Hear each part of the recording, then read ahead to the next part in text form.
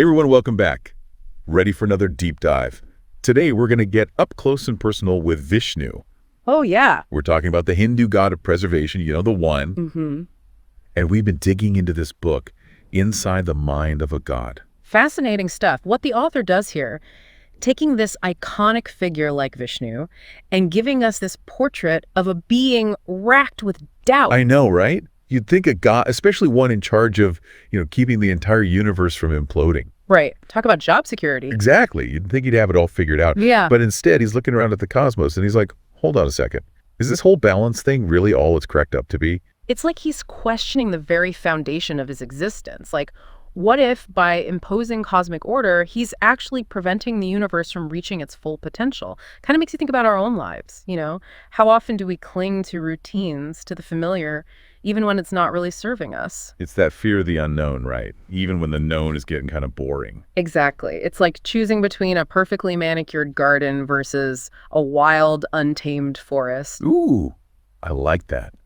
One is beautiful in its order, but the other is just bursting with this raw, unpredictable energy. And that's what Vishnu's wrestling with. Which one is truer to the spirit of balance? Which one is truer to life itself, really? And the thing is, he's not just some deity philosophizing from on high. This is a god who's gotten his hands dirty, so to speak. We're talking countless lifetimes, assuming forms like Rama, Krishna, diving headfirst into the messiness of existence to set things right. He's seen it all, done it all, Yeah. which makes his moment of doubt all the more poignant. Totally. Because he's looking back at those interventions, those times he tipped the scales, and instead of this sense of accomplishment, there's this disillusionment. Yeah, it's like he's realizing that restoring balance doesn't necessarily solve the problem. It might just be delaying the inevitable. Kind of like hitting the reset button over and over again. Exactly. He's stuck in this loop, questioning if he's truly making a difference. So we've got a god having a full-blown existential crisis. What happens next? What does he do with all of this doubt? Does he just throw in the towel and let the universe go haywire?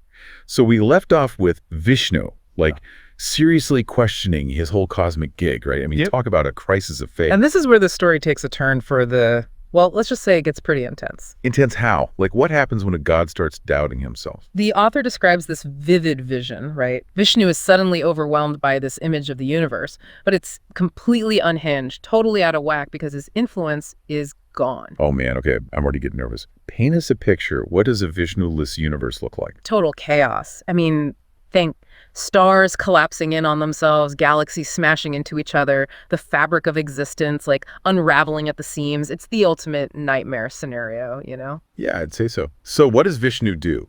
Yeah. Does he freak out?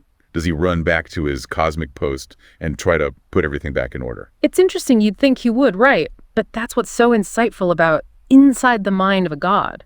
It doesn't go for the easy answer. So what happens?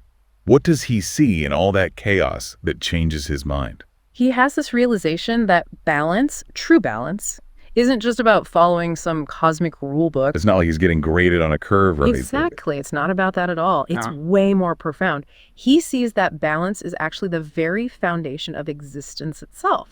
Without that tension, that push and pull between opposing forces, nothing could exist. Okay, that's kind of blowing my mind right now. So how does he explain it? The author uses this amazing metaphor, comparing it to a tightrope walker. Oh, I love that image. Right. So to stay balanced on that rope, to even move forward, you need that tension between falling and staying upright. It's not about eliminating one or the other. It's about finding that sweet spot, that perfect balance between the two. Exactly. And that's what Vishnu realizes.